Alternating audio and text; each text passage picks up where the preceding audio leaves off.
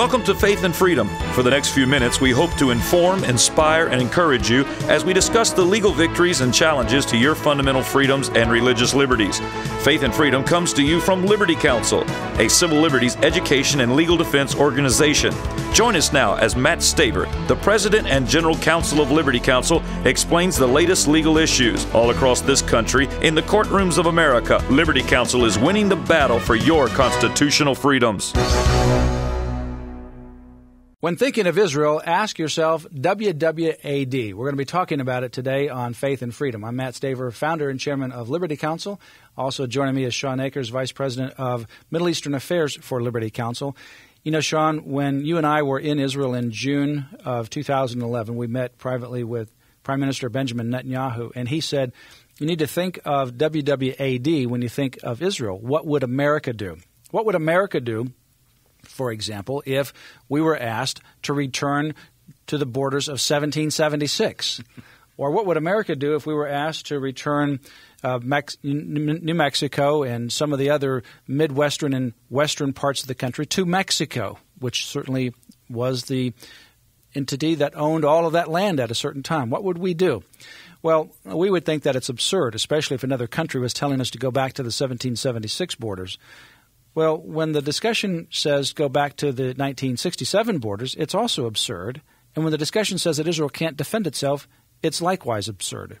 You know, Matt, the analogy's not that far off, quite frankly. The drug cartels in Mexico have been very good and astute students of the Palestinian uprisings in Israel, and they've used, as you've seen in the news, have used beheadings and that kind of thing specifically to make their political points. You do have to ask yourself, what if those drug cartels were lobbing Qassam rockets over into the United States? What would we do? Or what would we do if even an Indian nation were to decide to secede and to violently try to take land back from the United States? You've got the same, even some of the ideological groups like La Raza that claim still ownership of portions of the United States. It's not that different at all than the analogy that we have with the State of Israel. Every nation in the world other than Israel would find a way to protect itself, and most would seem justified in doing so due to the passage of time, the change of circumstances, the realities on the ground, the fact that land is lost in war occasionally. But when Israel does it, it's treated differently.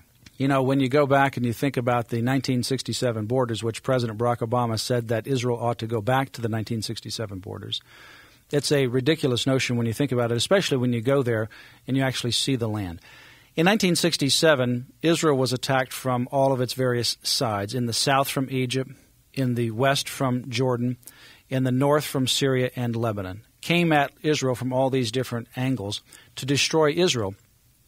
Israel fought, and amazingly through miraculous turn of events, were able to not only defend their borders, but pushed Egypt and Jordan and pushed Syria and Lebanon back further. And what we now have is the 1967 borders. Now, the borders were actually larger than 1967 when you look at the original mandate that came out of the Great Britain and the United Nations. But at any rate, what we have in 1967 is Israel pushing these countries back so that they could actually control some of these extra borders against these individuals that want to destroy Israel. Well, through a peace accord, Israel gave back what's called the Delta region. That Delta region goes from what currently is southern Egypt all the way down to the Nile River. It is a huge piece of property. On that property, there were oil wells. Israel controlled the oil wells. They controlled an airport, and they put other money into that infrastructure into the Delta. They gave that back to Egypt in exchange for peace. That is 90% of the land that they ultimately took as a defensive measure in 1967. The only land that is left is 10%. 90% was given back in exchange for peace. And for a while, it worked well. They did get peace with Egypt.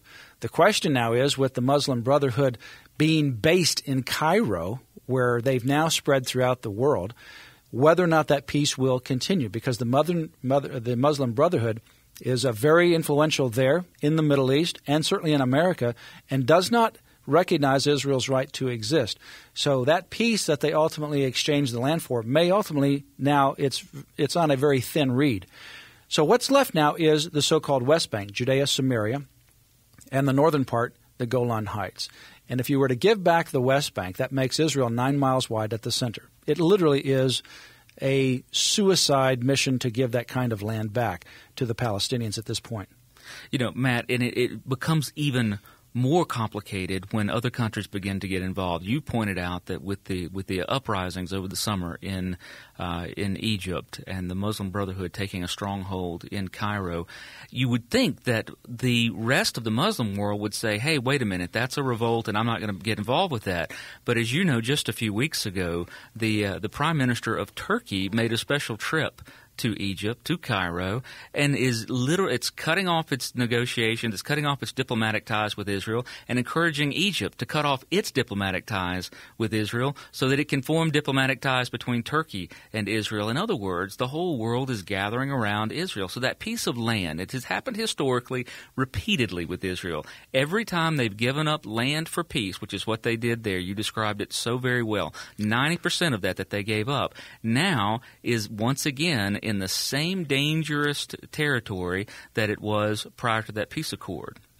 And there's a book, by the way, I have just been reading, and it's called Sharia Threat to America. Liberty Counsel will make that available to you. I encourage you to read this book. It is fascinating, written by individuals who are experts in security and in Islam and Sharia, because it really reveals a lot of this issue that's relevant not only to Israel but also to our own security here in the United States.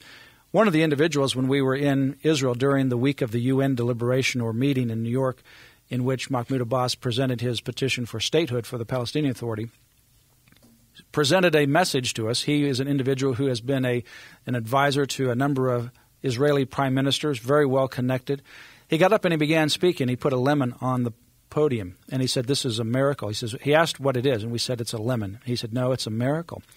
And he paused for a minute. He opened up the book of Amos, and he read from Amos. And Amos talks about how the American or the Israeli people will ultimately return to the land and plant vineyards and grow gardens right there in the land. Well, where was Amos talking about? He lived in the Judea-Samaria area. And so Amos is talking about the Judea-Samaria area, that the people of Israel will return and they'll grow gardens. Judea-Samaria is now what we call the so-called West Bank. The Israelis and Jews call it Judea-Samaria because that's what it is. Others popularly refer to it as the West Bank. This individual lives in Judea-Samaria, the so-called West Bank. And this lemon that he brought to us, the reason why he refers to it as a miracle is he brought it from his garden that he picked that same day. So he came from New York in the 70s, has been living in the Judea-Samaria, the so-called West Bank, has a garden in his backyard, and he was referring to the fact that this is a miracle because this is a fulfillment of Amos's prophecy. When we talk about the 67 borders, what we forget are people have been living in those areas for years, for decades. These are Jews who live in the Judea-Samaria, West Bank so-called, in the Golan Heights, and they've been living there, working there. They have homes, they have gardens, they have schools. They have been there for a long time. To give up that area where several hundred thousand, about 750,000 Israelis, Jews, live in these two areas, the West Bank and the Golan Heights, would literally mean that we will turn them over to a terrorist organization.